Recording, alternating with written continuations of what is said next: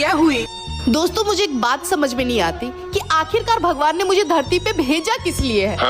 क्योंकि ना ही तो उन्होंने मुझे शक्ल दी है और ना ही अकल। बात तो सही है। एक पति दिया है वो भी बेवकूफ, बच्चे दिए वो भी नालायक, ससुराल वाले दिए वो भी ओवर स्मार्ट, एक किस्मत दी है वो भी 5-6 जगह से फूटी हुई, एक ऐसा शरीर दिया है कि अगर मैं 150 कदम भी चल लूं तो धड़कन से आवाज आती है, मालकिन आप रुकोगे या मैं रुक जाऊं।